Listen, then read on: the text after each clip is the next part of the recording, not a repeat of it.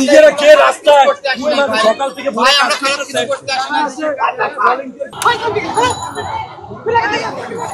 স্বেচ্ছাসেবীরা বাধা দিতে কেন দিচ্ছে এখানে দুজন সাংবাদিক কোন টিভির আমি এক্স্যাক্টলি জানি না, আমি যেখানে উপস্থিত ছিলাম সে যে কথাটা বলেছে যে আমরা ভিতর থেকে তথ্য পেয়েছি যে এই মুহূর্তে কোনো ব্লাডের প্রয়োজন হচ্ছে না।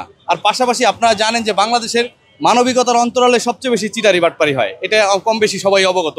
সেম কথাটাই ভাইয়া বলছে যে স্বেচ্ছাসেবীর নামে কোনো রক্ত নিবে, ব্লাডের পর ব্লাড নিয়ে তারা কোনো প্রতিষ্ঠান কোথাও চলে যাবে বা নিয়ে আলাদা বিক্রি করবে, এই ধরনের কর্মকাণ্ড যেন এখানে না হয়, এটা থেকে বিরত থাকতে হবে। যেহেতু প্রতিষ্ঠানের এখনও হসপিটাল কর্তৃপক্ষ কোনো রক্তের প্রয়োজন নাই বলছে, সুতরাং এই মুহূর্তে এই রক্ত নিয়ে এখানে যারা যেটা করছে এটা অত্যন্ত নিন্দনীয়। এই কথাটা বলার পরেই তাদের উপরে, এই সাংবাদিকদের উপরে একটা মহল চড়া হয়েছে। এবং চড়া হওয়ার আর একটা অন্যতম কারণ হচ্ছে ওখানে কেউ কোনো একজনকে বলছে, ওইখান থেকে একজন একটা স্বেচ্ছাসেবী ই পড়া ছিল যে হলো আওয়ামী লীগের দোসর, আওয়ামী লীগ করে। এই কথা বলার পরেই মানে সব সাংবাদিক মহল যে আমরা একটা গুরুত্বপূর্ণ এক্সাক্ট কথা বললাম, তথ্য সংগ্রহ করতে না দেওয়ার পিছনে অন্যতম একটা কারণ হলো ওই ভাইয়া বলছে যে গতকাল রাত 11টা পর্যন্ত আমরা উপস্থিত ছিলাম, যেখানে দেখেছি হিউজ ব্যাগ এখান থেকে নিয়ে তারা ডিসপাস করে অন্য কোথাও চলে যাচ্ছে।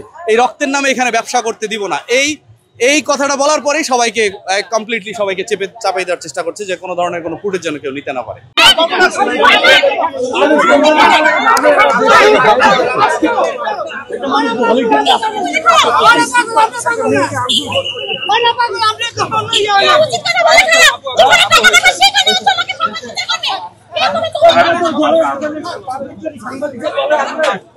খুঁজে বাইর করবো তার চরিত্র। নিজেরা কে রাস্তায় সকাল থেকে